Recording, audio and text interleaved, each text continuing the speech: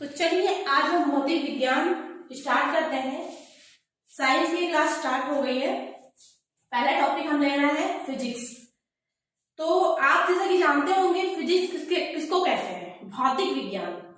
भौतिक जैसे कि अपने नाम में ही है भौतिक, मतलब वह स्वरूप जो उसका नेचुरल है, प्राकृतिक रूप से है, उसके स्वरूप को बदला ना जाए। ठीक है।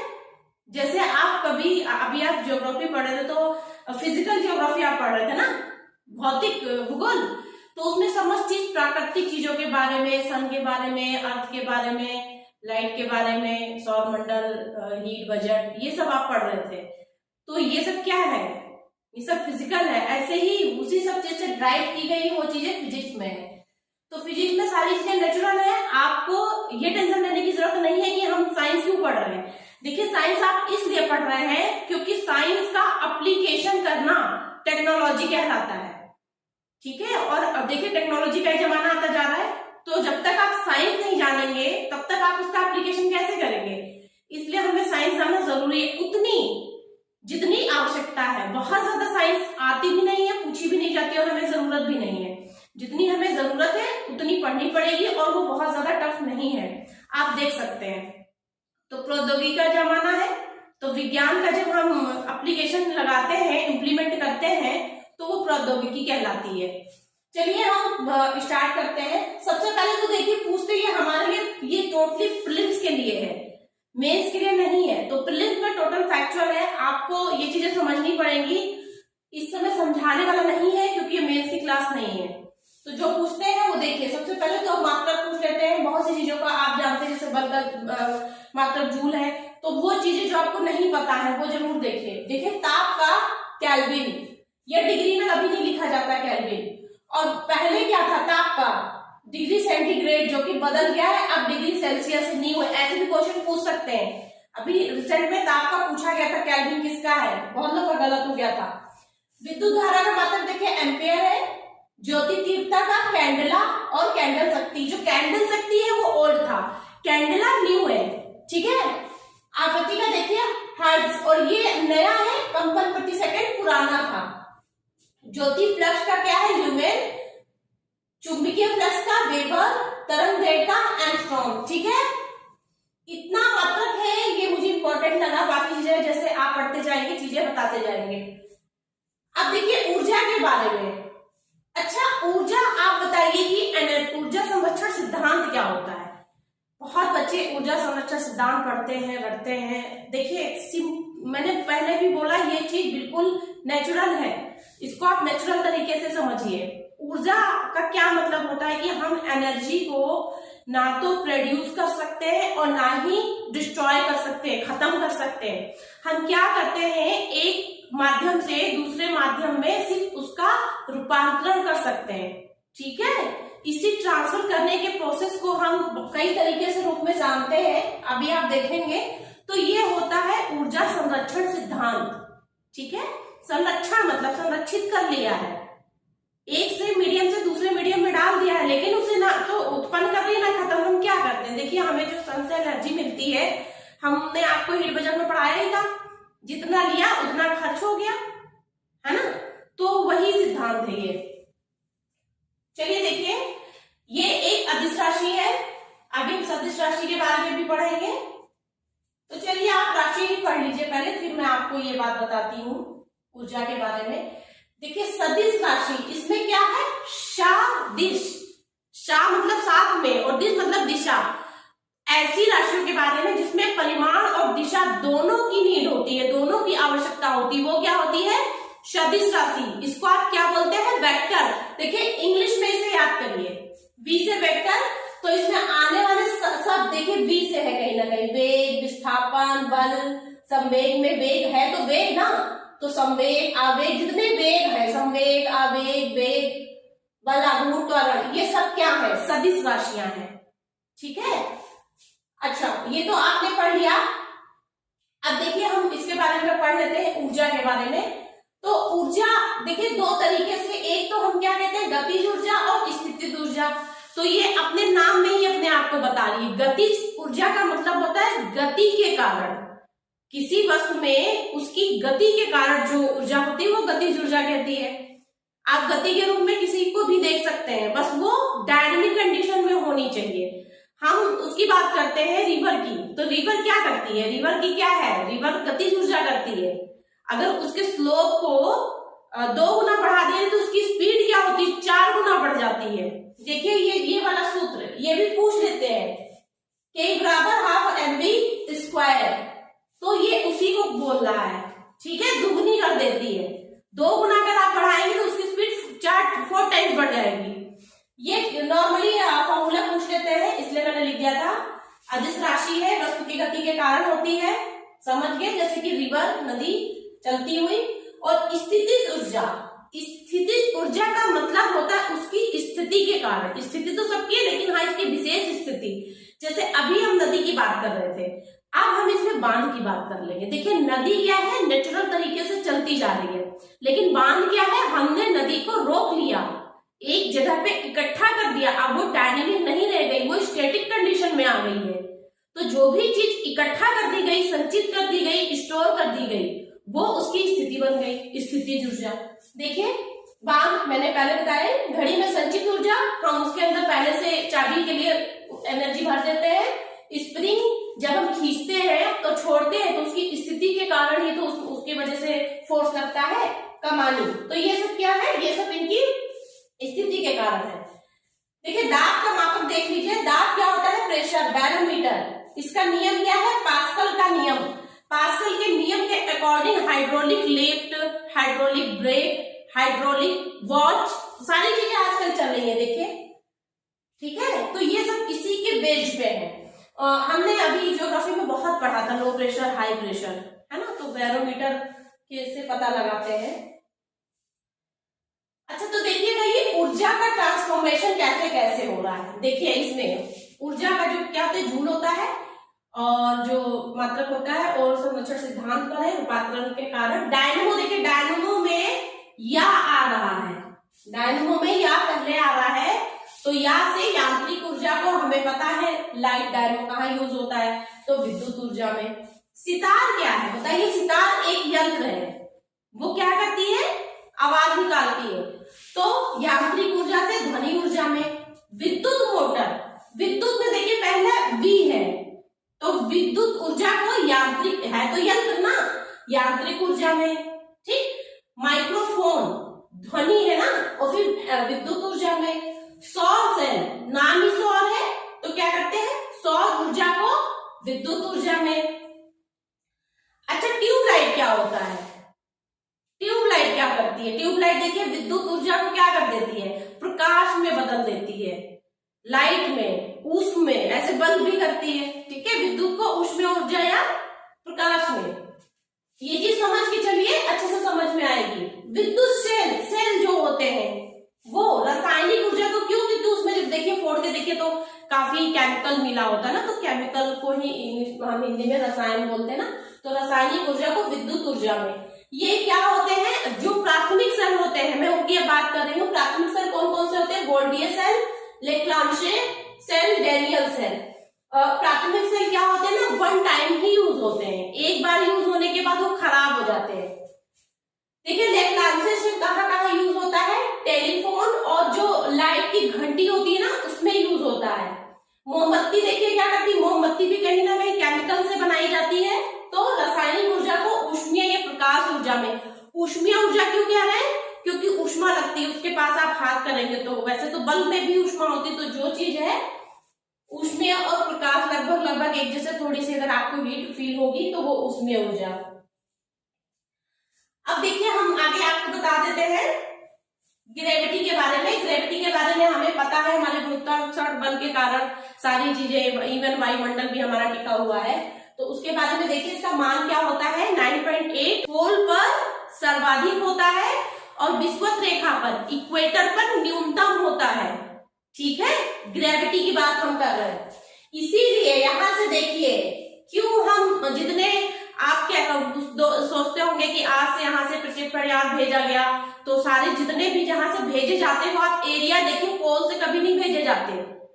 यही से चीजें लिंक करना सीखिए, क्या कारण है कि उसका जो एरिया है वो सब देखिए कहीं ना कहीं इक्वेटर के 23.5 डिग्री के आसपास ही है, ऊपर नहीं जा सकते। चाहे वहां पर ही अमेरिका में ही क्यों, फ्लोरिडा के पास ही क्यों है, सारे काम फ्लोरिडा से क्यों होते हैं, फ्रांस का कैरेबियन के पास क्यों है, तो ये कारण है क्योंकि उनको सबसे न्यूनतम फोर्स लगता है वहां पे। ठीक है, देखिए अगर पृथ्वी 17 गुनी चाल से तेज अपनी करने लगे घूर्णन परिक्रमा, 17 गुना तेज कर दे तो क्या होगा, विषुवत रेखा के पास जितने पिंड हैं या रखी जो भी पिंड है उसका जो भार होगा वो 0 हो जाएगा, शून्य हो जाएगा। अब ये जानना जरूरी नहीं है, कल को आप कहीं ऐसी जगह पे हो रहा है, भाभा एटॉमिक रिसर्च सेंटर में आप गए हैं, केरला में गए, तो ये सारी चीजें तो आपको पता होनी चाहिए केरला में क्यों है। खैर वो बाद में आप पढ़ेंगे, चीजें समझते चलिए। अब देखिए ग्रेविटी का असर क्या क्या होता है। लिफ्ट जब ऊपर जाती है, अगर अच्छी खासी स्पीड में जा रही है और ऊपर जा रही है तो हमको फील होता है कि अरे भारी लग रहा है ना, देखिए। और जब नीचे आती है तो झटका लगेगा, कम लगेगा, फील कम होगा। लेकिन अगर जैसी सिचुएशन है उसी के अकॉर्डिंग समान वेलोसिटी के साथ जा रही है, एक समान वेग है, तो फिर कोई मतलब पता नहीं चलेगा, अपरिवर्तन रहेगा, कोई परिवर्तन नहीं होगा। जब लिफ्ट का त्वरण गुरुत्वीय त्वरण जो होता है हमारा जी जो है उसकी बात कर रहे हैं, से अधिक हो जाता है। जब भी कोई चीज अधिक होगी तो गड़बड़ हो जाएगी, प्रकृति के विरोध में आप चल रहे हो तो क्या होगा, अधिक होगा। तो जो हम लोग क्या होते हैं लिफ्ट में खड़े हैं, अगर ऐसा कुछ होता है तो झटका लगता है। कार में चलते हैं, कार में जब बहुत तेज फोर्स लगता है तो कार की छत से हम लोग का सर टकरा जाता है, तो वो क्यों होता है, वो इसी कारण की वजह से होता है। तो लिफ्ट में भी यही होता है, अगर गुरुत्वीय त्वरण अधिक हो जाता है लिफ्ट का त्वरण, तो फर्श पे रखा हुआ पिंड उसके लिफ्ट के छत से टकरा जाएगा। ठीक है, हमने ग्रहों की बात कर ली, पृथ्वी की बात करें। अच्छा, पृथ्वी या कोई भी ग्रह अपनी परिक्रमा किस उसमें करते हैं, किस ऑर्बिट, देखिए दीर्घवृत्ताकार में अपनी परिक्रमा करते हैं। अच्छा, जियो स्टेशनरी सैटेलाइट क्या होता है, भूतुल्य उपग्रह, क्या मतलब, बहुत कंफ्यूजन होती है इसमें। देखिए ऐसे उपग्रह भूतुल्य, जियो स्टेशनरी, जियो के बिल्कुल समान, मतलब परिवर्तन नहीं, डायनेमिक नहीं है ना, स्टेशनरी है, स्थिर है। तो जैसे जैसे पृथ्वी मूव करती है वैसे वैसे वो भी मूव करता है। ठीक है, भूतुल्य है, भू के समान। तो भू हमारी क्या है, 24 घंटे में अपनी परिक्रमा पूरी कर लेती है, तो वो भी कर लेता है। भू हमारी कैसे चलती है, वेस्ट टू ईस्ट चलती है, मतलब पश्चिम से पूर्व की तरफ वो अपनी परिक्रमा करती है, घूमती है, मतलब अपने अक्ष पे। तो वो भी क्या करता है, जियो सैटेलाइट जो ऊपर गया है वो भी यही करता है, वेस्ट टू ईस्ट चलता है, सब कुछ पृथ्वी के समान करता है। अच्छा, क्यों करता है, कारण क्या है, देखिए। ठीक है, कारण क्या है, इसका कारण ये है, हाँ, ये 36,000 किलोमीटर ऊपर से ये काम करते हैं पृथ्वी के चारों तरफ। और सैटेलाइट क्यों गया है, क्योंकि जो पृथ्वी की परिक्रमा करेगा, जैसे कि हमारा मून सैटेलाइट है ना, तो ये हमारी कृत्रिम सैटेलाइट है। क्यों, ये भी तो वही काम कर रहे हैं कि अपनी पृथ्वी की परिक्रमा कर रहे हैं, तो सैटेलाइट इसीलिए नाम रखा गया है। 36,000 किलोमीटर के ऊपर रहते हैं और एक जगह पे फिक्स कर दिए जाते हैं। अच्छा, आपने लैटिट्यूड लॉन्गिट्यूड पढ़ा है ज्योग्राफी में, इसीलिए ज्योग्राफी बड़ा अच्छा सब्जेक्ट है। तो उसका क्या मतलब होता है, एक अगर सूद बराबर भी कोई चीज आप देखना चाहेंगे ना तो बिल्कुल लोकेट कर देगा। तो ऐसे ही ये क्या करते हैं, संचार उपग्रह जो होते हैं, कम्युनिकेशन सैटेलाइट, वो यहीं पे स्थापित किए जाते हैं। हम अगर संचार उपग्रह सही जगह पे नहीं लगाएंगे तो सबको एक जैसा इक्वल डिस्ट्रीब्यूशन हो ही नहीं पाएगा, है ना।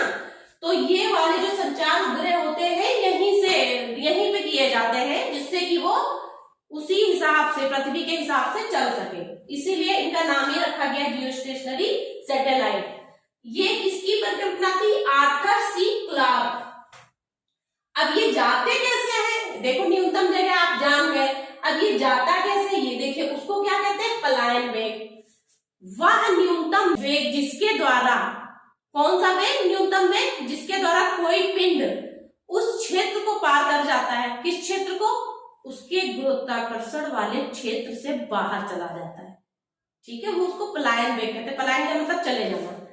ठीक है, वह न्यूनतम वेग जिससे ऊपर फेंके जाने वाला पिंड पृथ्वी के गुरुत्वीय क्षेत्र को पार करके चला जाता है। ये क्या है, देखिए 11.2 किलोमीटर पर सेकेंड।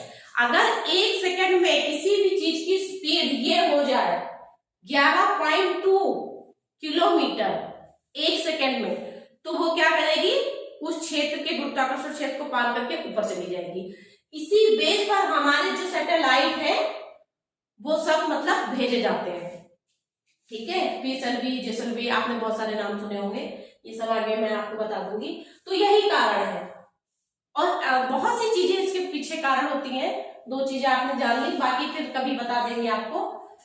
तो ये तो आपने सीख लिया। अब आप देखिए एक चीज और सीख लीजिए। चलिए बल, अब यहाँ पे पृथ्वी की बात हो गई तो आप बल सीख लीजिए। अब केंद्रीय और अभिकेंद्रीय बल में बड़ी कंफ्यूजन होती है। जो अपकेंद्रीय बल होता है, सेंट्रीफ्यूगल फोर्स, वो फ्रिक्शन फोर्स भी इसको कहते हैं, जड़त्व बल भी कहते हैं। एंटी क्लॉकवाइज का क्या मतलब होता है, ये तो क्लॉकवाइज चल रहे हैं, तो क्लॉक कैसे चलती है, क्लॉक देखिए कैसे चलती है, क्लॉक कैसे चलती है, ये क्या हुआ, वेस्ट से ईस्ट, तो क्लॉकवाइज चलती है तो वेस्ट से ईस्ट। और अब एंटी क्लॉकवाइज, हमने जैसे वीनस की हम बात कर रहे हैं, तो वीनस ऐसे क्यों हो गया, क्योंकि उसमें कहीं बाहर वाई फोर्स लग गया था तो उल्टे डायरेक्शन में चलने लगा, तो वो एंटी हो गया, ईस्ट टू वेस्ट हो गया। इसीलिए देखिए वो चीज यहां से लिंक करिए, आपको पता चल जाएगा कि ग्रह क्या चल रहे, सारे ग्रह तो ऐसे चल रहे हैं क्लॉकवाइज, बाकी वो मतलब एंटी क्लॉकवाइज चल रहा है ना। तो आप इससे मैच कर लीजिए तो वेस्ट टू ईस्ट हो जाएगा। तो ऐसे ही हम अर्थ की बात कर रहे हैं, अर्थ भी वेस्ट टू ईस्ट चल रही है और क्लॉकवाइज चल रही है। इस पे कौन सा फोर्स हावी है, सेंट्रीफ्यूगल फोर्स। मैं बार बार आपको ज्योग्राफी क्लास में बोलती हूँ और बताया भी है। तो कैसा फोर्स है ये, देखिए वह फोर्स जो इसके बीचों बीच में सेंटर हो, ये समझिए। पृथ्वी अपने अक्ष पे, पृथ्वी कैसी है देखिए, यहाँ पे देखिए पृथ्वी ऐसे है, तो इसका अक्ष बीचों बीच में काटिए, ये तो ये सेंटर ही तो हुआ, इसकी बात हो रही है अक्ष की। तो ऐसी वो सारी चीजें जो जिसका जो फोर्स का जो सेंटर है ना वो मिडिल में है, बीच में है, सेंट्रीफ्यूगल फोर्स होता है। वो क्या क्या होता है, जैसे कि देखिए मशीन, आप वॉशिंग मशीन घर में ही चलाते हैं तो वो बीच में तो कार्य कर रहा होता है। अगर उसमें कोई चीज अगर आप बीच में डालेंगे तो वो बीच में नहीं रुकेगी, फट से बाहर चली जाएगी। मक्खन निकालते हैं, हाथ से ही देख लीजिए, आप मक्खन निकालते हैं घर में अगर उससे, तो उसमें कोई चीज डालेंगे फट से वो भी बाहर चली जाएगी, बीच में नहीं रुकेगी।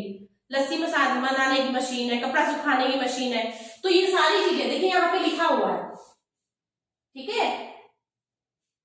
मक्खन निकालना, बीच में पदार्थ गिरने वाला किनारे हो जाता है, ये मैंने अपने मन से समझाने के लिए लिखा है, ऐसा कहीं ये सब चीजें बुक्स में नहीं लिखी हैं, ये मैंने अपनी लैंग्वेज में लिखा है, क्योंकि इसमें बहुत प्रॉब्लम होती है, कंफ्यूजन होता है, ठीक है।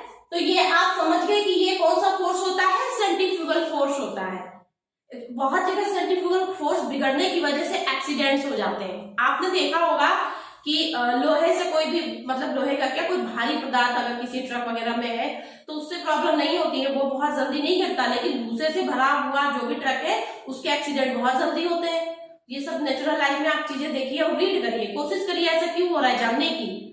तो क्या होता है ना, जैसे वो टर्न करते हैं तो उनका यही फोर्स बिगड़ जाता है, उनका सेंट्रीफ्यूगल फोर्स बिगड़ जाता है, वो ऐसे नहीं गिरेंगे, ऐसे गिरेंगे तो गिर जाते हैं, उनका फोर्स बिगड़ जाता है। जब भी हम किसी पुल से निकलना है, किसी ब्रिज से उतर रहे हैं, तो हम जब टर्न करते हैं ना, हमें बहुत ध्यान से टर्न करना चाहिए। ये लोगों को तो नहीं पता है, प्रैक्टिस में लोग करते हैं, जान जाते हैं कि चलो हाँ यहाँ पे थोड़ा सा स्पीड कम कर लेना चाहिए। उसका रीजन क्या होता है, क्योंकि आपका जो फोर्स है ना वो बिगड़ जाता है, वहां पे वही सेंट्रीफ्यूगल फोर्स बिगड़ जाता है, क्योंकि आप जब वर्क कर रहे हैं ना तो कहीं ना कहीं सेंटर का फोर्स लग रहा है, ठीक है। तो जिस सेंटर में फोर्स लगता है वही सेंट्रीफ्यूगल फोर्स है, फ्यूगल।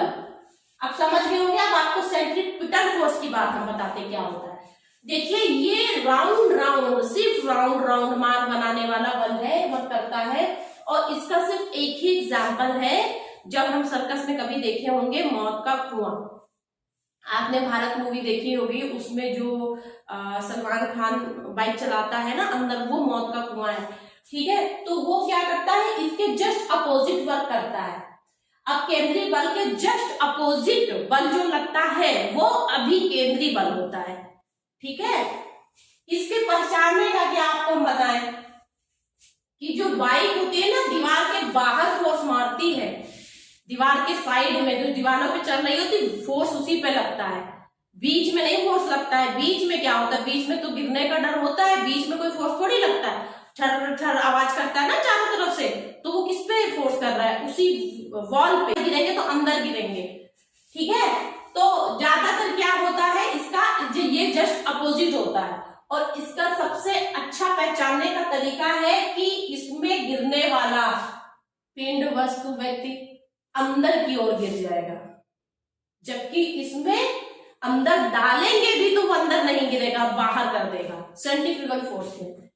ठीक है, चलिए अब दूसरी चीज बताते हैं, कैपिलरी क्या होती है, केशिका और केशिकत्व किसे कहते हैं। देखिए, एक खोखली नली जो होती है, खोखली नली जिसकी त्रिज्या जो रेडियस होता है, जो पतली सी जैसे ये है, तो इसका ये राउंड राउंड जो होता है, ये इसको रेडियस कहते हैं, इसको त्रिज्या कहते हैं।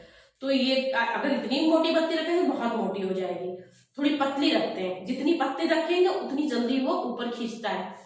मोटे भी होते हैं पेड़ों के, क्या मोटे मोटे तने नहीं होते हैं, लेकिन दिए में देखिए हम क्या करेंगे, दिए में पतली पतली बत्ती डालेंगे तो जल्दी तेल ऊपर जाएगा, है ना। तो ये जो बत्ती होती है ये तो केशिका होती है, लेकिन ऊपर जाने की, तेल की और नीचे उतरने की क्रिया को क्या कहते हैं। अगर हम ऐसे जलाएंगे तो ऊपर की तरफ जलेगा, यही चीज हम नीचे कर देंगे और नीचे से जलाएंगे, बहुत नॉर्मली लोग नजर वजर झाड़ते हैं या बहुत सी चीजें ऐसे करते हैं, तो वो नीचे की तरफ जाता है ना।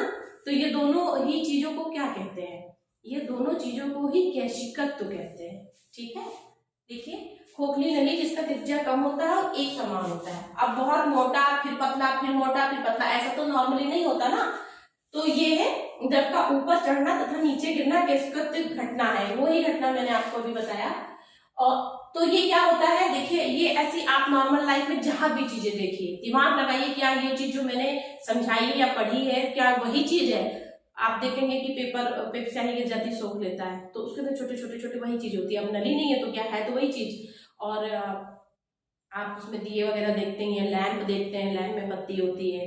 और खेतों को अगर पानी वर्षा हो जाती है उसके बाद क्या करते हैं, उसकी खुदाई कर देते हैं कि कैपिलरीज टूट जाए, इधर उधर सब इक्वल डिस्ट्रीब्यूशन हो जाए। तो ये इसी की वजह से पेड़ों के तने आपने देखे ही हैं, तो इन्हीं इसी की वजह से होते हैं। पेन में जो होता है, पेन की नींव होती है, स्याही वाली होती है, उसमें भी देखिए एक स्टिक लगी होती है, तो ये सब उसी बेस पे है। अब देखिए पृष्ठ तनाव के बारे में थोड़ा सा देख लीजिए। पतली सुई जो तैरती है ना पानी पे, तो वो किसके कारण बहुत पतली होगी, तो पृष्ठ तनाव के कारण होगी, क्योंकि उसका जो डेंसिटी है ना कम हो जाती है। डेंसिटी से आप समझिए, ठीक है। और जिस चीज की डेंसिटी कम होती है वो तैरती रहती है, ठीक, और जिसकी डेंसिटी ज्यादा होती है वो डूब जाती है। साबुन जल का क्या करता है, पृष्ठ तनाव कम कर देता है, जल का पृष्ठ तनाव कम कर देता है। तो जिस चीज की डेंसिटी ज्यादा होगी वो ज्यादा अंदर जाएगी, चाहे वो पानी के अंदर हो चाहे कपड़े के अंदर। तो क्या होता है, साबुन की डेंसिटी ज्यादा है इन कंपैरिजन ऑफ जल, तो वो क्या करेगा, कपड़ों के अंदर तक चला जाएगा, भारी हो जाएगा, अंदर तक चला जाएगा, मैल को बाहर निकाल देगा। तो वही देखिए पृष्ठ तनाव के रूप में बोल रहे हैं, साबुन जल का पृष्ठ तनाव कम कर देते हैं, तो डेंसिटी कम कर देते हैं। देखिए मैंने यहाँ पे डेंसिटी लिख भी दिया है, जिससे वे भीतर तक जाकर मैल निकालते हैं। बुलबुले बड़े बनते हैं क्योंकि जल का पृष्ठ तनाव कम हो जाता है। मैंने बोला ना साबुन का पृष्ठ तनाव और डेंसिटी ज्यादा हो जाती है, तो बुलबुले भी बड़े बड़े बनते हैं। मिट्टी का तेल जब पानी में डालते हैं, मिट्टी का तेल, अच्छा फिर से वही बताइए, जो चीजें भारी हो जाएंगी वो नीचे गिर जाएगी। तो मिट्टी का तेल जब हम डाल देते हैं तो पानी की डेंसिटी कम हो जाती है, वैसे पानी की डेंसिटी ज्यादा होती है। तो क्या होता है कि वो जो लार्वा होते हैं ना वो डूब जाते हैं, इसीलिए डाला जाता है। देखिए पानी में मिट्टी तेल डालने से पृष्ठ तनाव कम हो जाता है, पृष्ठ तनाव कम हो जाता है, जिससे लार्वा जो होते हैं वो ज्यादा डेंसर हो जाते हैं, ज्यादा डेंसिटी वाले होते हैं और डूब जाते हैं, डूब के फिर मर जाते हैं। आइए हम तरंगों की बात कर लेते हैं। तरंगे दो तरीके से होती है, यांत्रिक तरंगे, अयांत्रिक तरंगे।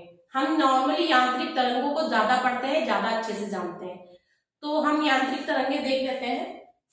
देखिए यांत्रिक तरंगे जो ठोस द्रव गैस के माध्यम से होकर गुजरती हैं तो वो यांत्रिक तरंगे होती हैं। और ये दो प्रकार की होती है, अनुप्रस्थ और अनुदैर्घ्य। अच्छा, अनुप्रस्थ तरंग और अनुदैर्घ्य तरंगों में बड़ी कंफ्यूजन होती थी, पता नहीं क्या ये टेढ़ी मेढ़ी चलती है, वो सीधी चलती, ऐसा क्यों। देखिए इसकी क्या डेफिनेशन है कि हमारे पास चाहे वो हमारी वॉइस हो, चाहे लाइट हो, कोई भी चीज है अपने आप नहीं पहुंचती है, ट्रैवल करते हुए चलती है। और उसकी जो एजेंसी होती है ट्रैवलिंग की, वो क्या होती है, कोई ना कोई माध्यम, धूल, कण, वाष्प, कुछ भी हो सकता है, कहीं भी ट्रैवल करके जा सकती है। तो हम बरसात में, ठंडक में, गर्मी में आवाज की डिफरेंस जो फील करते हैं वो इसी की वजह से है, क्योंकि जो पदार्थ की ट्रैवलिंग है ना वो चेंज हो जाती है, उनके एजेंट्स चेंज हो जाते हैं, एजेंसीज चेंज हो जाती है। तो खैर हम बात कर रहे थे कि आखिर ऐसा क्या है जिससे कि ये सीधी और ये टेढ़ी हो जाती है। तो वही जो कण होते हैं ना, छोटे छोटे जो माध्यम होते हैं, पार्टिकल, डस्ट पार्टिकल, तो वो जिस दिशा में चलेंगे, मान लो कोई उड़ रहा है पार्टिकल, वो ऐसे उड़ा, फिर ऐसे उड़ा, फिर ऐसे उड़ा, भाई उसकी स्पीड जैसे मिलेगी एयर की, वैसे ऐसे ऐसे करके उड़ गया। हम लोग कभी कभी कागज और पॉलिथीन वगैरह को देखते हैं, ऐसे उड़ी फिर ऐसे उड़ी, है ना। तो अगर मान लीजिए कि ये जो कण है इनको पकड़ के चल रहा है वो तरंग, तो उसी तरीके से चलेगा जैसे वो भी चल रहा है, चाहे वो ईस्ट, वेस्ट, साउथ, नॉर्थ कहीं भी घूमे, है ना, तो वो उसी डायरेक्शन में जाएगा। तो ये तो हो गई अनुदैर्घ्य, मतलब किसी भी दिशा में जाएगी, कणों की दिशा के अनुरूप रहेगी। अगर कण नीचे जा रहे हैं तो नीचे, ऊपर, तो इसीलिए वो जिगजैग पैटर्न में बन जाती है। समझाने के लिए ऐसा नहीं है कि सिर्फ ऊपर ही नीचे जाएगी, ईस्ट वेस्ट भी जाएगी, जहां भी जाएगी वहां जाएगी, ये रूल होता है। लेकिन जो अनुप्रस्थ तरंगे होती हैं, अनुप्रस्थ तरंगे क्या होती, वो भी कणों के माध्यम से ही चलती हैं, लेकिन वो लंबवत चलती हैं, लंबी लंबी। अब लंबी लंबी चलेंगी ना तो सीधी ही तो होंगी, लंबी चीज ये लंबी है ना, ऐसे से चल रही है, तो इसको ऐसे बोल दो चाहे ऐसे बोल दो, तो ये है तो सीधी ना, तो इसीलिए वो सीधी मार्ग को अनुसरण करती है। तो क्या है, लाइट हमारी क्या है, लाइट हमारी कभी हम मारेंगे चाहे ऐसे जाएगी, चाहे ऐसे जाएगी, चाहे ऐसे जाएगी, तिरछी मारेंगे चाहे जैसे मारेंगे, लेकिन रहेगी वो स्ट्रेट लंबवत ही। लाइट कभी ऐसे ऐसे, वो बात अलग है कि लेजर लाइट ले लीजिए, ये वो ले लीजिए, तो टेक्नोलॉजी की बात नहीं कर रहे हैं यहाँ पे, नॉर्मल लाइट, भौतिक विज्ञान आप पढ़ रहे हैं, रसायन नहीं पढ़ रहे, तो भौतिक विज्ञान में नेचुरल चीजों की बात हो रही है। तो वो क्या होगी, ऐसे होगी या सीधी होगी, लेकिन होगी सीधी, लंबवत ही होगी। लेकिन जो साउंड वेव्स होती है ना, साउंड वेव्स कैसे भी सुनाई पड़ेंगी, क्योंकि वो माध्यम के अनुसरण चलती है, ऊपर भी चलेंगे नीचे भी चलेंगे, तो जिगजैग पैटर्न चलती है। ठीक, तो ये आपने समझ लिया, मैंने लिख दिया है। देखिए जो अनुप्रस्थ होती है, लंबवत होती है, प्रकाश तरंग होती है लाइट, और जो अनुदैर्घ्य कणों के कंपन दिशा के अनुरूप, इसीलिए ध्वनि साउंड वेव्स होती है। तो ठीक है, आगे हम आयांत्रिक तरंगों को पढ़ते हैं। आइए अब हम देख लेते हैं आयांत्रिक तरंगे जो होती हैं। पहले आप यांत्रिक तरंगों को पढ़ चुके हैं, और वो दो प्रकार की होती है, अनुप्रस्थ और अनुदैर्घ्य, और उन्हें माध्यम की जरूरत होती है। ठीक है, तो अनुप्रस्थ क्या थी, कणों के लंबवत चलती थी, मतलब सीधी रेखा में, और जो अनुदैर्घ्य थी वो क्या थी, वो कणों के अनुरूप दिशा में, कणों जो माध्यम होते हैं तो कणों के माध्यम के अनुरूप दिशा में, मतलब ऊपर नीचे जाएगी तो भी, इसीलिए जिगजैग में अनुदैर्घ्य चलती है। अब हम बात कर लेते हैं आयांत्रिक। ये भी देखिए अनुप्रस्थ तरंगे होती है, और ये भी इनकी जो चाल होती है वो प्रकाश की तरंग के समान होती है। तो इसमें देख लीजिए क्या है कि माध्यम की आवश्यकता नहीं होती, निर्वात में भी ये चलते हैं। इनकी जो चाल होती है प्रकाश की चाल के बराबर होती है, इसीलिए ये अनुप्रस्थ तरंगे हैं। ठीक है, निर्वात में आराम से चल सकती हैं और अच्छी स्पीड होती है, लेकिन निर्वात में प्रकाश की सबसे तेज स्पीड होती है। हमारे पास 8 मिनट में सन से यहाँ लाइट पहुंच जाती है। क्यों भाई, क्यों? क्योंकि वो कहीं ना कहीं वो हमारे यहाँ जो अंतरिक्ष निर्वात में विलीन हो जाता है, तो कुछ भी नहीं, कोई पार्टिकल नहीं, तो कितनी तेजी से पहुंचता है। ऐसे आप याद करिए कि प्रकाश जो है निर्वात में, सब वैक्यूम में सबसे तेज चलती है। ठीक है, तो अब हम इनके बारे में बात कर लेते थे। देखिए क्या क्या है, और ये सभी जितनी विद्युत चुंबकियां होती हैं ये सब फोटॉन की बनी होती हैं। तो आइए देख लेते हैं। गामा जो है उनका आविष्कार किसने किया था, पॉल विलार्ड ने। और इसका गामा रेज ऐसी रेज है जिनकी एनर्जी सबसे ज्यादा होती है, इसीलिए इनकी वेधन क्षमता भी बहुत तेज होती है। ठीक है, और आप तरंग तरंग दैर्घ्य के बारे में अगर चलिए मैं बाद में बताती हूँ तरंग दैर्घ्य क्या है। और इनका यूज कहाँ होता है, नाभिकीय अभिक्रिया में, आप ये बात जानते हैं। एक्स किरणों के बारे में, एक्स रेज के बारे में पूछ लेते हैं। रॉन्जन या रॉन्टजन दोनों एक ही चीज है। ये भी चिकित्सा औद्योगिक क्षेत्र में आप देख ही रहे, चिकित्सा में एक्सरे जाते हैं कराने, तो वो सब चीजें तो आप जान जाएंगे। बस ये चीज जानिए कि सबसे सर्वाधिक तेज वेधन क्षमता किसकी होती है, गामा की। और सबसे कम, देखिए सबसे कम नीचे कौन सी है, रेडियो तरंगे। सबसे कम क्षमता भी इनकी होती है, वेधन क्षमता भी और एनर्जी भी सबसे कम इनकी होती है, और गामा की सबसे तेज होती है। एक्सरे की देखिए रॉन्जन चिकित्सा औद्योगिक क्षेत्र समझ गए। यूवी अल्ट्रावायलेट पराबैंगनी जो रेज है इनका कौन आविष्कार था, रिटर। प्रकाश विद्युत प्रभाव, आप ओजोन के बारे में जब पढ़ते हैं तो ओजोन क्या करती है, यही छानती है, अल्ट्रावायलेट रेज। तो देखिए अगर ये नहीं आती है, स्किन भी जल जाती है, इतनी प्रॉब्लम आती है, इतनी डिजीज आती है, तो क्या करेंगे, क्या बैक्टीरिया को ये नहीं मार देंगी। जब स्किन जल रही है और बैक्टीरिया तो मतलब हम देख भी नहीं पाते और कितनी जल्दी खत्म हो सकता है, इसी पे कोई लिक्विड डाली तो तब भी। तो जब स्किन जल जाएगी तो आप सोचिए कि बैक्टीरिया नहीं मर जाएगा। तो ऐसे याद रखिए बैक्टीरिया मारने में। और चिकित्सा तो हम जान ही रहे, आजकल हर चीज साइंस का एप्लीकेशन ही तो है ये, इसीलिए तो आप पढ़ रहे हैं। तो हर चीज कहीं ना कहीं चिकित्सा में आराम से पुट कर सकते हैं आप। दृश्य विकृत क्या है, देखिए न्यूटन ने इसको बताया था, और इसी की वजह से हमें कोई भी ऑब्जेक्ट दिखता है, कोई भी वस्तु, कोई भी प्रोडक्ट हम जो देख पा रहे हैं वो इसी की वजह से। देखिए कितनी इंपॉर्टेंट रेज है ये। आज तक इनको किसने बताया था, हर्शल ने। कोहरे में जो फोटोग्राफी होती है ताप बढ़ाने के लिए, और चिकित्सा में, मेडिकल में इनका सबका यूज होता है। मेडिकल तो आप सिकाई करने में ये सब आराम से लिख सकते हैं। लघु तरंगे जिसका दूसरा नाम है हाइटेजियम, क्योंकि दोनों ने मिलकर किया था, हेनरिक और हाइटेज ने। रेडियो, टीवी, टेलीफोन इन सब में ये यूज होता है। रेडियो तरंगे, दिस रेडियो मार्कोनी, वही थोड़ा सा अपडेट हो गया, ठीक है। अब आप यहाँ पे देख लीजिए क्या है, तरंगों की लंबाई। जैसे कि मैंने बोला, जिसकी एनर्जी ज्यादा होगी उसकी लंबाई कम होगी, ठीक। अभी आप तरंग दैर्घ्य पढ़ने जा रहे हैं, तो आप देख लीजिए, सबसे नीचे से उठाइए, सबसे कम इसकी होगी क्या, एनर्जी। तो सबसे ज्यादा लंबाई इसकी तेज होगी, रेडियो की सबसे ज्यादा लंबाई होगी, रेडियो तरंग होगी, फिर माइक्रोवेव की, आवृत्ति की, दर्श की, अल्ट्रावायलेट रेज की, फिर एक्सरे की, फिर गामा की। देखिए नीचे से इनकी क्या होगी, लंबाई बड़ी होगी। और ये क्या होता है तरंग दैर्घ्य, देखिए दो जब तरंगे हैं, ये देखिए ऐसे तरंगे, तो इनके दोनों के गर्तों के बीच की दूरी, ये दूरी, ये देखिए गर्त है ना, दो गर्त दोनों के बीच में, इसके बीच में एक गर्त है, ये गर्त, ये जो गर्त है इनकी चौड़ाई जो होती है उसको हम कहते हैं। अगर तरंग दैर्घ्य छोटी होती है तो क्या करते हैं, उसे पतले पुंज के रूप में दूर तक भेज सकते हैं, और तरंग की आवृत्ति अधिक होगी तो तरंग दैर्घ्य छोटा होगा।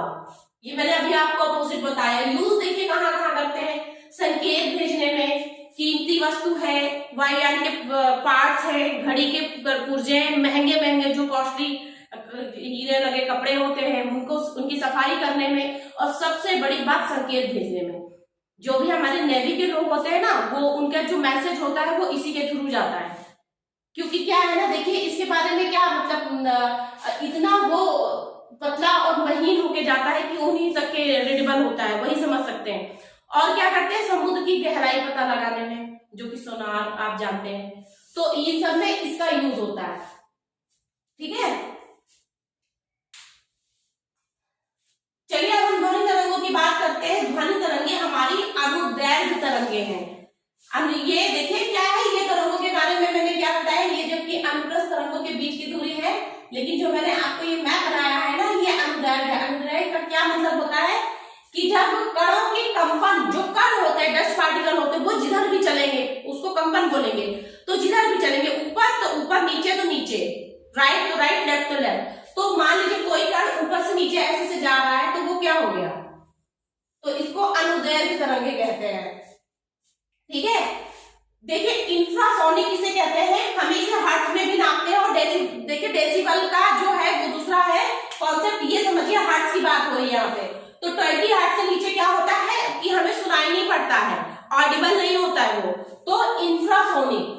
और ऑडिबल जो होता है वो 20, देखिए 20 से 20,000 तक के समझ लीजिए, ठीक है, 20 से लेके 20,000 के बीच में वो ऑडिबल होता है, तो ऑडिबल। और इसके नीचे हम नहीं सुन सकते, तो अल्ट्रासोनिक, ठीक है।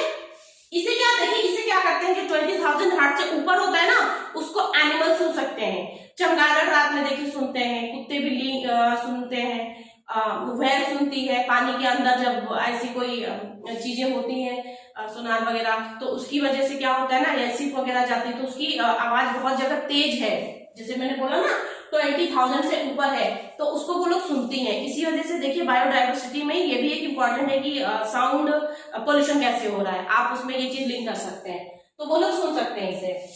देखिए ध्वनि की चाल सर्वाधिक ठोस, द्रव और गैस में होती है। आप किसी लोहे के उसमें कोई भी चीज अगर आप ऐसे मारिए तो टन से आवाज करती है, और कितनी देर तक करती है, बहुत देर तक करती है, ठीक है। लेकिन आप किसी ऐसी चीज में मारिए जो ज्यादा ठोस नहीं है, लकड़ी में मारिए या किसी खोखली चीज में मारिए जो कि कोई वो मेटल नहीं होना चाहिए, तो उसकी आवाज क्या होगी, कम होगी। तो इसका मतलब मेटल में आवाज ज्यादा होती है, ठीक। उसके बाद जैसे ठोस, द्रव, गैस हम बोलते हैं, तो यही पकड़ लीजिए, ठोस में सबसे ज्यादा, द्रव में कम, फिर गैस में उससे कम। देखिए लोहे में सर्वाधिक 5130 मीटर प्रति सेकेंड, मतलब 5130 मीटर दूर तक जाएगी एक सेकेंड के अंदर। जल में 1483 मीटर पर सेकेंड, वायु में 332 पर सेकेंड, मीटर पर सेकेंड।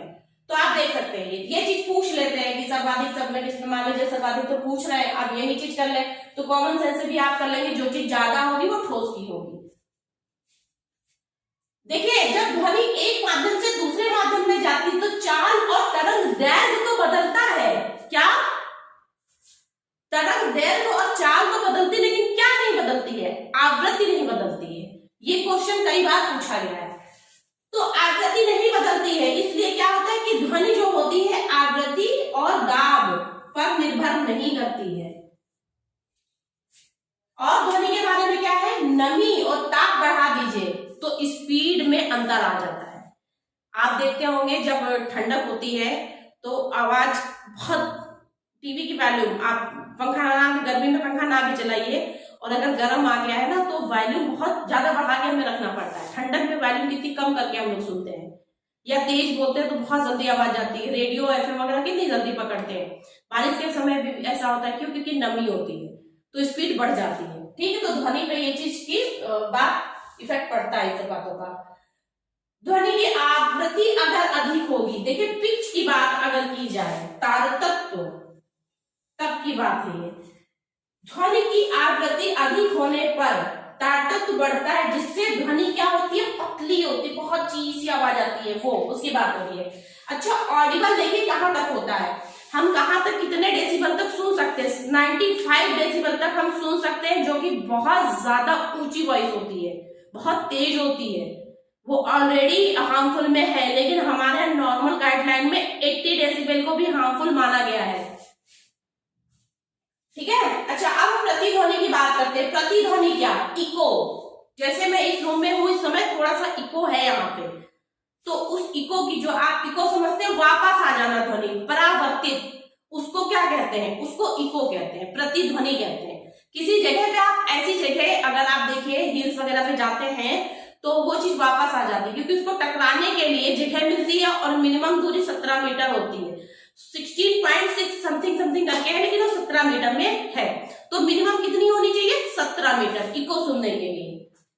देखिए 17 मीटर। कान पर ध्वनि का प्रभाव 1/10 सेकेंड तक रहता है।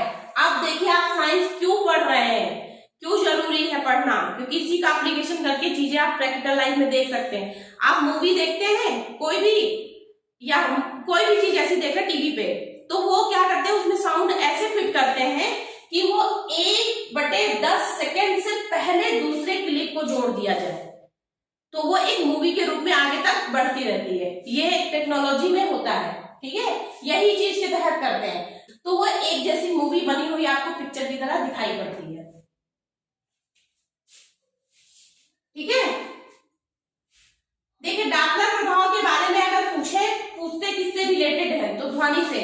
ज्यादातर सैटेलाइट पे भी इन्हीं के थ्रू पता लगाते हैं वो, साउंड के कारण। रात में तेज ध्वनि जो सुनाई पड़ती है, रात में देखिए कितनी तेज सुनाई पड़ती है, उसका क्या कारण है? अपवर्तन के कारण हमें सुनाई पड़ता है। अच्छा देखिए ये परावर्तन क्या होता है? परावर्तन किसी चीज से वापिस हो जाना, परावर्तित। जैसे अल्बिडो आपने पढ़ा था ना आइस में, अल्बिडो क्या होता है? वापस का रिफ्लेक्ट कर देता है, शीशा चिकनी जगह से रिफ्लेक्ट कर देता है। अब आप विवर्तन देखिए क्या होता है। विवर्तन क्या होता है कि जब ध्वनि चल रही होती है और उसे अवरोध मिल जाता है तो सीधे ना चल के वो अवरोधक के किनारे से मुड़कर फिर आगे जाती है, वो क्या होता है? विवर्तन होता है। अच्छा मैग देखिए क्या होता है।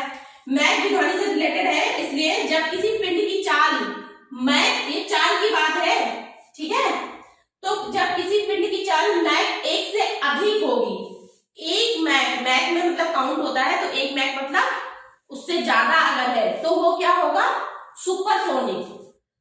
सुपरसोनिक देखिए हमारे जो ब्रह्मोस सुपरसोनिक है, फिर अरे मैग में काउंट होते हैं, ठीक है। अब जब पिंड की चाल मैग 5 से अधिक हो जाए तो वो हाइपरसोनिक। अब हाइपरसोनिक भी होने लगे, बहुत तेज, मतलब नॉर्मली लोगों को पता चल ही नहीं पाता है ये मैग की इतनी तेज स्पीड होती है। टेपियार किसे कहते हैं? प्रकाश की गति से तीव्र, प्रकाश की गति जो होती है उससे तेज चलने वाले जो कण होते हैं, ठीक है। और इनकी घूर्णन गति को कैसे नापा जाता है? टैक्योमीटर से, ठीक। भौतिकी का चतुर्थ आयाम आइंस्टीन ने दिया था। प्रकाश विद्युत से क्या करता है? प्रकाश ऊर्जा को विद्युत ऊर्जा में बदलता है, ये मैंने पहले भी बताया है। अभी रिसेंटली पूछा गया था कि अलार्म जो होते हैं वो कौन से सेल में होते हैं? तो 2 प्रकार के होते हैं, प्राथमिक और द्वितीयक। मैंने आपको प्राथमिक बताया था। द्वितीयक में क्या होता है कि अगर उसको हम चार्ज कर लेते हैं तो फिर से यूज में आ जाता है, ठीक है। तो विद्युत ऊर्जा को रासायनिक ऊर्जा में, और जब स्टोर करके रख लेते हैं तो अगेन रासायनिक ऊर्जा को विद्युत ऊर्जा में वो कन्वर्ट करता है। वो कौन से होते हैं? सेकेंडरी सेल होते हैं, ठीक है। अब हम आइए ऊष्मा की बात कर लेते हैं। ऊष्मा आप ये भी जानते हैं, एक माध्यम से दूसरे माध्यम में हीट बजट पढ़ाया ही था। रूपांतरण को क्या कहते हैं? ऊष्मा कहते हैं। ऊष्मा संरक्षण सिद्धांत के अनुसार ना तो हम ऊष्मा या एनर्जी को हम बना सकते हैं ना खत्म कर सकते हैं, वो एक मीडियम से दूसरे मीडियम में ट्रेवल करती है। इसके मात्रक देखिए पूछ लेते कभी कभी, तो ब्रिटिश थर्मल यूनिट, कैलोरी, ताप मात्रक है, और मापक क्या क्या है? सेल्सियस पहले क्या था? सेंटीग्रेड। अब क्या? Fahrenheit, Roman, kelvin. केल्विन कभी डिग्री में नहीं लिखा जाता, ठीक है। अच्छा परम शून्य का क्या मतलब है? What do you think by the absolute zero? तो ये क्या होता है? आप बताइए क्या मैक्सिमम ताप की कोई सीमा है? ज्वालामुखी अगर बिल्कुल उगल रही हो तुरंत उस समय कोई जा सकता है वहां पे? कोई जा ही नहीं सकता, उसका टेम्परेचर ले ही नहीं सकता, तो मैक्सिमम की कोई सीमा नहीं है। सूरज के अंदर कोई जा सकता, उससे पहले जल जाएगा। तो मैक्सिमम तो बहुत है, शायद अभी काउंटेबल ही नहीं है। पायरोमीटर भी 800 डिग्री के ऊपर की चीजों को बताता है, और वो उसकी भी एक लिमिट है। 1 लाख और 1 करोड़ से ऊपर अगर कोई डिग्री है तो कहां से बता देगा? वो नहीं बता पाएगा ना। कहना कि मैक्सिमम की कोई लिमिट नहीं है, देयर इज नो लिमिट, ठीक है। मैक्सिमम के लिए आप कैसे पता लगाएंगे? सूरज के अंदर घुस के कोई पता लगा सकता है? तो इसलिए लिमिट इसकी है ही नहीं, बहुत हो सकता है, लेकिन मिनिमम की लिमिट पता हम कर भी सकते हैं और पता भी है। तो जो मिनिमम है, किसी टेम्परेचर मिनिमम -273.15 डिग्री सेल्सियस होगा ही होगा, इससे कम नहीं होता है। जब इससे कम नहीं होता तो इसको 0 मान लीजिए। इसी को क्या कह रहे हैं? परम शून्य, ठीक। क्या होता है? -273.15, इतना याद रखिए डिग्री। और इसी को क्या कहते हैं? 0 डिग्री सेल्सियस। पूछ ले डिग्री सेल्सियस कहते हैं क्या? परम शून्य सिद्धांत के अनुसार तो यही है। माइनस में है चूंकि ये, तो मिनिमम तो माइनस में ही होगा ना, तो 273.15 डिग्री। अच्छा ओके, केल्विन पे इसको ओके लिखा जाता है, डिग्री नहीं लिखा जाता है केल्विन मीटर पे। केल्विन मीटर भी नापता है, मापक है, भी आपने पढ़ा है। देखिए पारा क्या करता है? पारा -39 पर जम जाता है। अगर हमें कहीं ऐसी जगह का टेम्परेचर लेना है जहां पे -39 के नीचे है, तो क्या करेंगे? वहां तो टेम्परेचर ले नहीं पाएगा ना। तो फॉरेन कंट्रीज में जो भी टेम्परेचर लेने का होता है वो अल्कोहल बेस्ड होता है, अल्कोहल मापी होता है। क्यों? उसका यही कारण है। वहां पे तो टेम्परेचर, अब अंटार्कटिका पे चले गए, पारा वाला तो काम नहीं करेगा ना। ऐसी बहुत सी जगह पे है जहाँ पे -115 डिग्री तक होता है, तो उसके लिए क्या यूज होता है, अल्कोहल तापमापी यूज होता है, तो वहां पे पारा यूज नहीं होता है। देखिए -115 डिग्री पर जमता है अल्कोहल तापमापी, और ये -39 पे जम जाता है। ठीक है, थर्मामीटर का आविष्कार किसने किया था, फारेनहाइट ने, लेकिन डॉक्टरी थर्मामीटर का आविष्कार गैलीलियो ने किया था। ताप युग्म, तापमापी, गैस तापमापी, प्लेटिनम तापमापी, पूर्व विकिरण तापमापी, ये सब तापमापी हैं, मापक हैं। क्या क्या तापमापी, क्या क्या है, ताप युग्म तापमापी, गैस तापमापी, गैस के थ्रू, प्लेटिनम तापमापी, पूर्व विकिरण तापमापी। जो पूर्व विकिरण होता है ये रेडिएशन वाला, ये पायरो, इसको क्या कहते हैं, पायरोमीटर। मैंने अभी बताया था आपको 1 डिग्री सेंटीग्रेड से ऊपर के तापमान इसमें मापे जाते हैं। तो कहाँ सन की मापते होंगे, अभी ज्वालामुखी की बात कर ले तो वहां पर भी इससे ज्यादा ही होता है, तो वहां पे ये 800 तो बहुत छोटी चीज हो गई, तो पायरोमीटर उसके लिए यूज होता है। ठीक है, ऊष्मा संचरण क्या होता है, ऊष्मा संचरण मतलब चलना, ट्रेवल करना एक जगह से दूसरी जगह। तो ये क्या होता है, 3 तरीके का होता है, कन्वेक्शन, चालन, संवहन, कन्वेक्शन एंड रेडिएशन। कन्वेक्शन देखिए, चालन जानते हैं, कंडक्शन आप, कन्वेक्शन भी जानते हैं, विकिरण जान लीजिए, नहीं जानते तो देखिए हमने आप पहले भी आपने पढ़ा है, जो क्षोभ मंडल होता है वो उसको संवहन मंडल कहते हैं, है ना। संवहन क्या होता है, जब संवहन धाराएं चलती है हमें दिखता नहीं है, लेकिन जो कण होते हैं गर्म होते हैं, एक कण गर्म होता है तो दूसरे को हीट देता है, फिर दूसरा गर्म होता है, दूसरा हीट लेगा, फिर तीसरे को देगा, गर्म होगा, ऐसे ऐसे करके वो कण 1 2 3 4 ऐसे करके पूरी लाइन बन जाती है, धारा बन जाती है। ऊपर जब गर्म फील होता है, देखिए हम लोग गर्मी फील कर सकते, देख नहीं सकते, ठीक वैसे ही हवा जैसे चलती है। तो ये जब धाराएं चलने लगती, जमीन से चलती है, लैंड जल्दी गर्म हो जाती है गर्मियों में, तब संवहन धाराएं चलती है। तभी देखिए बारिश का सिद्धांत, चक्रवात आने का सिद्धांत सब इसी पे बेस्ड है। तो वायुमंडल जो गर्म होता है संवहन के द्वारा गर्म होता है। और रेडिएशन क्या होता है, देखिए रेडिएशन ऐसी चीज होती है कि वो जो गर्म, तो मतलब माध्यम जो निकलेगा तो माध्यम नहीं होता, माध्यम भले निर्वात में हो और माध्यम को गर्म भी नहीं करेगा, माध्यम की उसे नीड भी नहीं होती है, वो डायरेक्ट ठंडी वस्तु में पहुंच जाता है। ठीक, तो वो क्या होता है, रेडिएशन। देखिए ऊष्मा गर्म वस्तु से बिना माध्यम की ठंडी वस्तु की ओर चलती है। आप अगर इसकी रेडिएशन की बात करेंगे तो कहीं ना कहीं हम सन की अगर बात कर ले तो सन जब निर्यात में आप मध्यमंडल देखते हैं बहुत ठंडा रहता है, तो क्यों नहीं वो गर्म हो जाता, क्योंकि उसे बिना गर्म किए ही आगे बढ़ जाता है और पहुंच जाता है। तो किसी माध्यम को इसमें गर्म भी नहीं किया, माध्यम की से नीड भी नहीं पड़ी, क्योंकि ये तो वैसे भी निर्यात में बहुत तेज चलता है ना। ऐसे समझ के आप पढ़िए। प्रकाश का विद्युत चुंबकीय सिद्धांत ही प्रकाश के गुणों की व्याख्या करता है, जैसे कि मैंने अभी आपको बताया था, प्रकाश का परावर्तन, अपवर्तन, सीधी रेखा में गमन, विवर्तन, ध्रुवण, व्यतिकरण, ये सब प्रकाश का विद्युत चुंबकीय सिद्धांत है, वही बताता है। लेकिन वह जिनका तरंग सिद्धांत भी व्याख्या नहीं कर पाई है, वो क्या है, प्रकाश विद्युत प्रभाव और क्रॉम्पटन सिद्धांत। इनकी व्याख्या आइंस्टीन ने की थी। उन्होंने क्या कहा, इस टाइप की जो तरंगे हैं वो छोटे छोटे पैकेटों में होकर चलती हैं, छोटे छोटे बंडलों में होकर गुजरती हैं, और जो फोटॉन की बनी होती हैं। ये किसने बताया था, आइंस्टीन ने। प्रकाश विद्युत प्रभाव के लिए इनको नोबेल भी मिला था। ठीक है, सूर्य से प्रकाश आने में कितना समय लगता है, 8 मिनट 16.6 सेकेंड्स की। सर्वाधिक तेज देखिए कहाँ होता है, निर्यात, फिर कांच में, फिर तापीन तेल, फिर जल। प्रकीर्णन का क्या मतलब होता है, प्रकीर्णन का मतलब होता है धूल और कणों के द्वारा विस्तारण, किसका, प्रकाश का। तो जो आकाश का हमारा कलर हमें दिखाई पड़ता है ना, वो प्रकीर्णन की वजह से ही दिखाई पड़ता है। शाम को देखिए आपको ऑरेंज दिखेगा, आकाश का नीला दिखेगा, तो ये सब प्रकीर्णन की वजह से दिखता है। ठीक है, और प्रकीर्णन का मतलब आप देख लिए हैं, प्रकीर्णन देखिए सबसे ज्यादा बैंगनी कलर में और सबसे कम रेड कलर में होता है। इसीलिए जो भी सिग्नल के कलर होते हैं वो रेड बनाए जाते हैं कि दूर से दिख सके। कोई भी, जैसे ये प्रकीर्णन की वजह से उसकी स्कैटरिंग थोड़ी कम होती है, कटान थोड़ा उसका कटता कम है, लेकिन बैंगनी सबसे ज्यादा कटती है, सबसे ज्यादा प्रकीर्णन बैंगनी कलर का होता है। ठीक है, चलिए आपने ये एक पार्ट देख लिया, अब हम दूसरे पार्ट में पूरी की पूरी फिजिक्स खत्म कर देंगे, फिर आगे इसी तरह केमिस्ट्री और बायोलॉजी। तो चैनल को सब्सक्राइब कर लें और लगातार पढ़ाई करें। Thank you.